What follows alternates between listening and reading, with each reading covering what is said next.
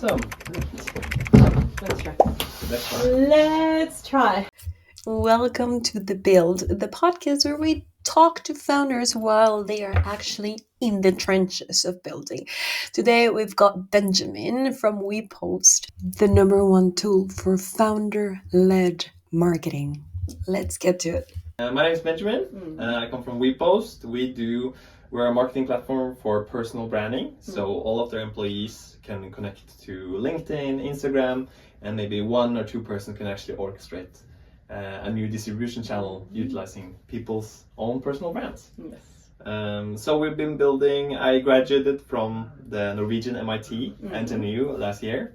So we've been building 1 year full time, working on this. We started as students, like iterating and trying it out. So I think like in total, when I first got the idea of WePost, it's maybe 4 years ago. It's So, great. I mean, the technology is maybe, we launched the first version in January. So it's like not really, it's 11 months. Yes. Since the first version of the platform. Yeah. Oh, well, congrats. Excited. Yeah. Were you a software engineer? How did it come to be, and how did you find your co-founders? No, great question. I think I have a really weird background, like untypical maybe. So I studied media science. Okay. I can go all the way back to high school. Yes. Okay, let's do it short. No, I started. I loved in 2009. There was a new game coming out called Minecraft. Okay. Yeah. And I love that If game. anyone knows about it. Okay. I love that game, and I was a bit technical, so I created a Minecraft server, and I wanted people to play with me on the Minecraft server. So I just hosted it on my mom and dad's. On my own computer and on my mom and dad's internet. Okay. And then I created my first YouTube video, like highlighting in the video. And the video went super viral, and it gave me so much traffic to the website that my computer crashed and my internet crashed. And my dad was like, "What happened to the internet? What did you do?" This is like a dream story here. Okay.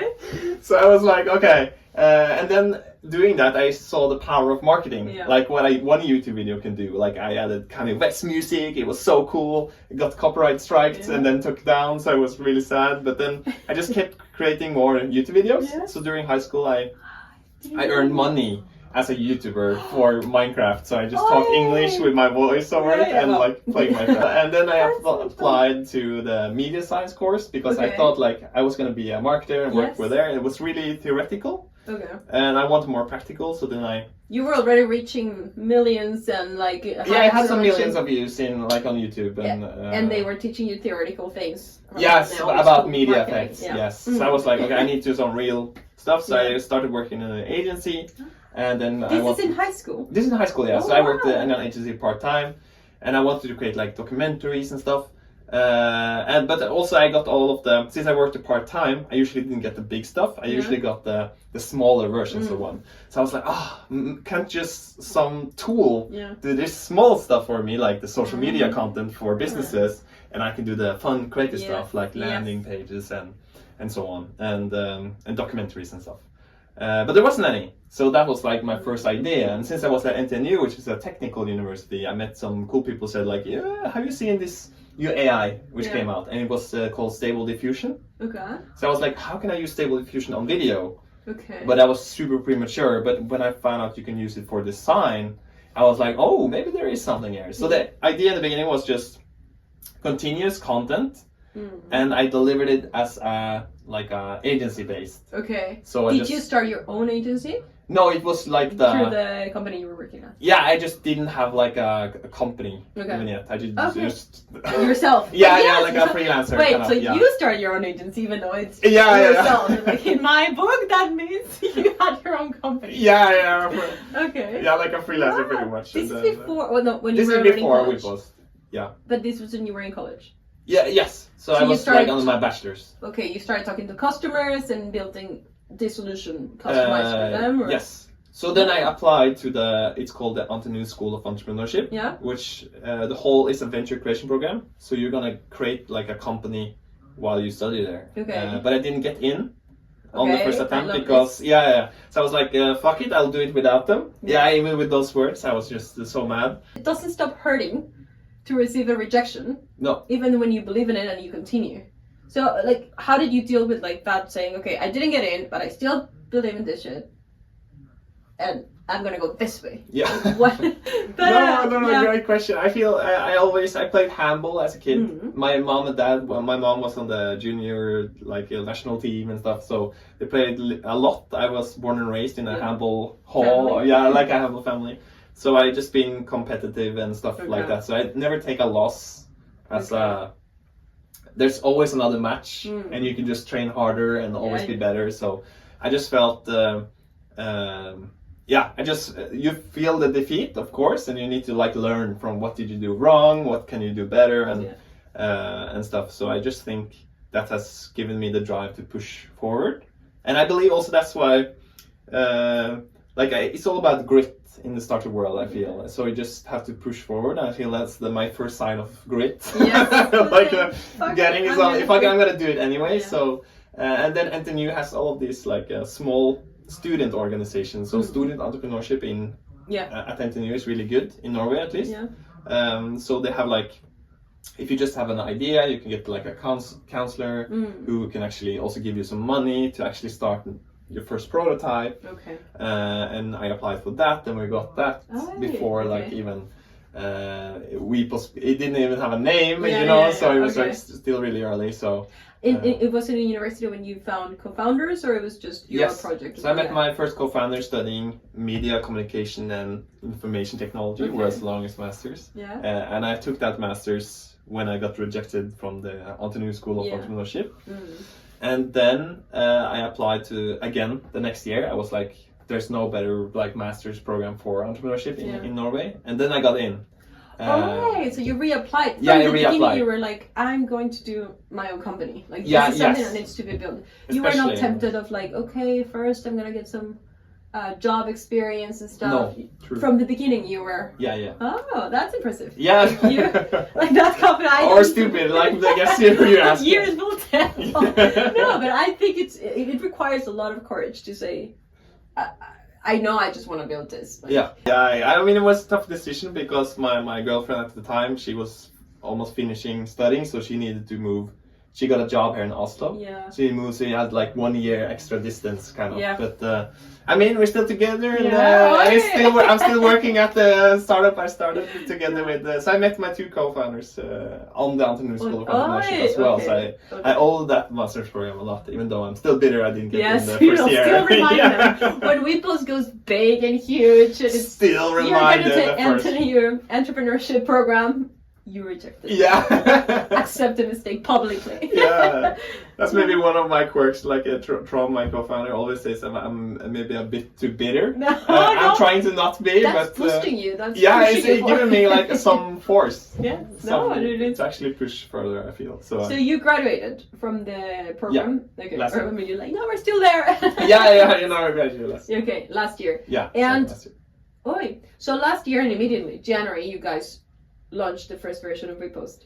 So we moved from Trondheim to Oslo. We sat on Startup Lab for 3 months, and then we moved to Gundegarasjen, which is another incubator from Oslo Met, and from the Høgskolen Kristiania, which is two creative university here in Oslo. And then we sat there for a year, and now we moved to Founders Hub, which is a new initiative here. That you actually launched. That we launched together with Mesh. That's amazing. It's a lot of fun. In this process, it's still early.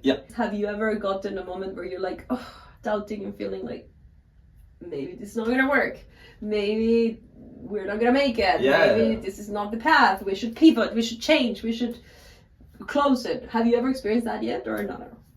So we launched the first product in January 2025, and when we launched, we got the first AI carousel generator in the world, and we were like, freak yes, this is gonna work so good.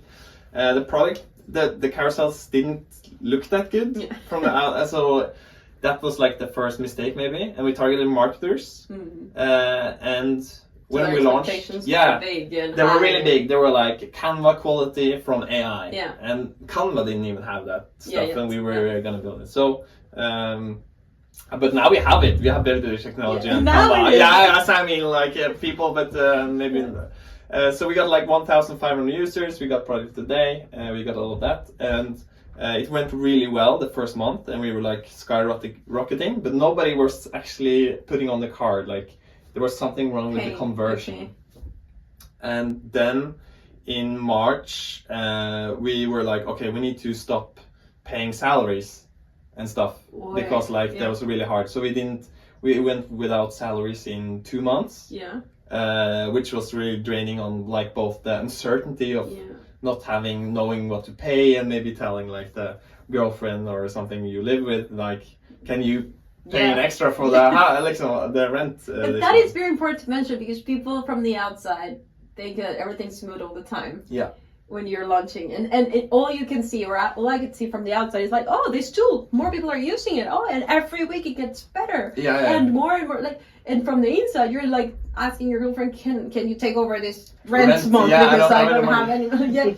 It is the reality. Yeah, and it's embarrassing, like asking someone you love or something like for money to actually and pay. still trusting that you're working on the right path. Right? Yes, like, exactly. So I mean, it creates this discussion and stuff, and then pretty much we changed how we targeted and how we worked with customers. So rather than also working with marketers. Marketers in Norway especially are usually young. They're usually interns, maybe part-time, or really like don't have a lot of decision power, especially in the buying of a new tool. And they're really fond of, they just learned ChatGPT and they use Canva. So it was just, the marketers we worked with weren't really eager to use a new tool. Even though I still believe it's the most powerful for them. Yes. They're just in a more later stage than innovators. So we target more founders and people like ourselves. Yes. More innovator types, so people who actually can eat a few bugs. Exactly. No, but this is something so important. When I was working with like fintech, and we were like targeting innovators because they were forgiven. Yeah. So innovators are ready to like, what is the next? And you as an innovator, as a user, you know that there's gonna be, it's almost like a pride thing. Yeah, I caught an error, and it's because you're early enough to actually use that and give feedback and believe in the vision. Believe in the vision and understand that every week it improves. Yes. And I feel nowadays the market in general should a little bit become kind of an innovator, because every single tool out there, even if it's like Google and Facebook and all, they are improving every single week, and they break, and AI is changing so much that it's a guarantee. And whatever you're experiencing today, whatever anyone watches this video, your WePost is going to be 10 times better. Because it's the worst it gets today. Exactly. Like during the launch for us, it really peaked, and then it just went downhill. And then we kind of pivoted towards just personal branding, and then we launched again, and then we just skyrocketed. That was what I was going to ask. What was the trigger that's changed it from we were like not paying anyone and struggling to like, okay, now it started to... It was like, when we launched, we got some cool users, and those who sticked around were mostly founders or small agencies that were really like cracked, like 1 or 2 people who just worked a lot and had a lot of customers. So agencies who were managing the social media accounts for their clients were using WePost. Yes. To have this structure. Okay. Yeah. So we had like one in Netherlands, Justin, shout out to him, like great guy, and then we have like Jeff Brunel, which is a guy in Illinois building like his own tools. So they're like building their own businesses and then using WePost on behalf of others or their own business. Okay. And that was like amplified because they also sell the product to other people. And we were like, okay.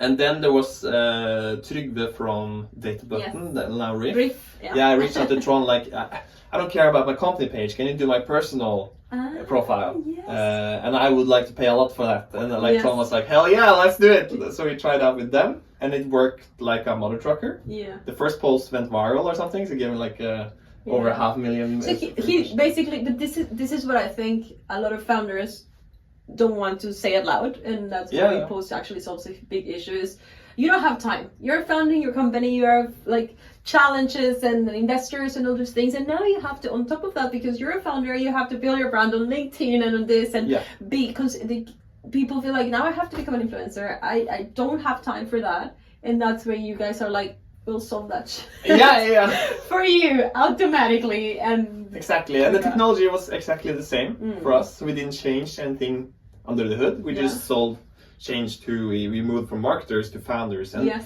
founders are usually the decision maker and also the user. Mm. So instead of a marketer, which is the user, Yes. and some decision maker, which is like a CFO or something higher up, it was just much easier to get them also to put on the card. Yeah, and actually get paid. 100%. Yeah. And convinced that it's a pain that they have. Yeah, and In the beginning, were you guys saying yes? And were you doing like half the things manually? we did like almost everything manually. So we got in there. We had like Love multiple this. browsers Yes. with the founders on like I different. love it. Then we created the content and did like a Slack and calling them, meeting them at the office, taking pictures.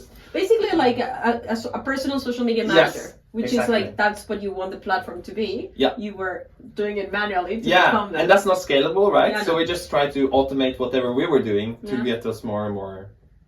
And now the platform is fully self-serve, so they can use it themselves across. But that is huge. If you have not done the manual part, you wouldn't have learned what it actually requires. No, 100%. And how impactful it is. Like the voice feature you have, it's actually once you use it and you're like, oh wow, it smoothens things and it. And you go for a walk, you get ideas. It comes from that some people who have ghostwriters, they usually work with they have a 30-minute phone call every Monday, every week. Yes. And that's how they get. So you were like, we can do that with AI. Yeah. Yes. And just replace the whole yeah. workflow. Have a conversation with AI for 30 minutes and the AI can speed out pretty good and create content. your post and do it. Yes. So it's I'm very impressed because you did do that.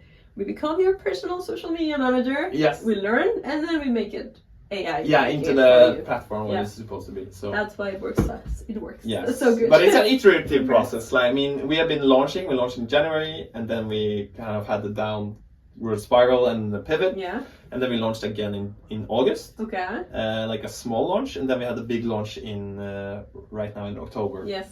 Which was the V2, and now the product is a lot better, and it does a lot of the stuff I wish it did in January. No, it will. I just want to say thank you for the time, and I'm very, very excited to follow along